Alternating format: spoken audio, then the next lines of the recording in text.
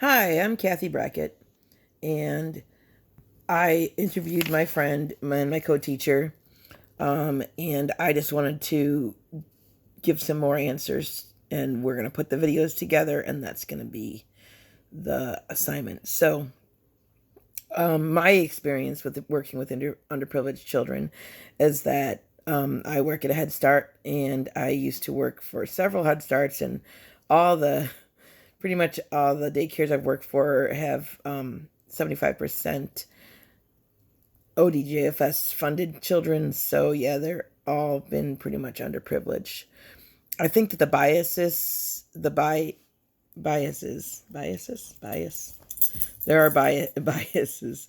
Um, when you like my co-teacher kind of touched on the fact that teachers kind of have a bias against kids when they are underprivileged. Maybe they're smelly or they have different areas. I think that just I mean it goes further than that as far as parents are always looked down at too, just because they don't have money and maybe they don't have the best of clothes or cars or everything. And but I also think that teachers and education can help kids rise above all that. They can get an education and they could go to college and they could really learn how to become successful. And I think that education is key with that. Um, so, family income and students' cultural background and educational achievement. I'm sure that people who are underprivileged and who don't have as much as opportunity of people of affluence.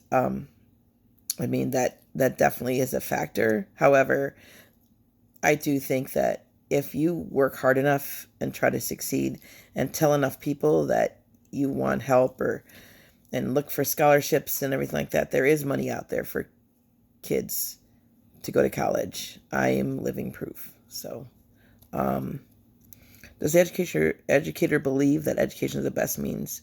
I think that education has a big factor in creating a stable and equitable society. But also, I think that you have to have morals and you have to have strengths and you have to have wisdom. And that comes from your parents, that comes from your peers, that comes from outside influences and that kind of thing. You could be the smartest person in the world and be mean as a rattlesnake, and that's not going to help society at all, is it? So I think that morals play a big part in having an equitable society. Um, the issue of quality of education and opportunity. Um, I mean, it's true that I'm sure that some places don't have as good of an educational opportunity as others. But again, there are scholarships, there are programs. If you look hard enough, I drove my daughter every week an hour and a half one way to go to a school that she wanted to go to for learning about animals and being an animal. It's called a docent.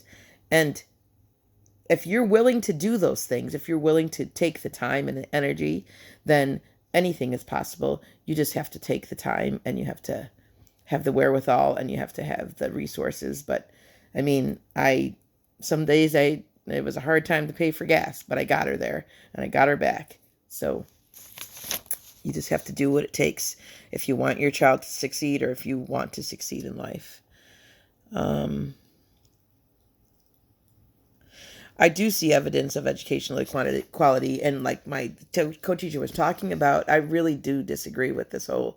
Um, I mean, we're Head Start, so we're supposed to give these kids a head start, and then I've been a teacher for 25 years. I know when there's something wrong with a kid. I know when a kid is struggling, and when you tell the public school that hey, this kid is struggling, and then they do this test on them, and they say, oh well, they got 59, and that's our cutoff, so that's not good enough. They fall through the cracks. Those middle of the line kids don't get the help that they need. And I think that instead of having, I mean, a score, if the kid needs help, find a way to help him. So I think that our society needs to look at that a little closer and our educational system and to give kids help, the kids who need help.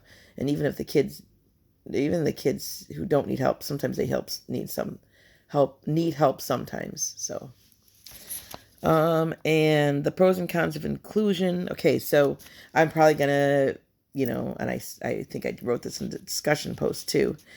And you're gonna look at me like I'm mean as a rattlesnake, but you know what? Try it.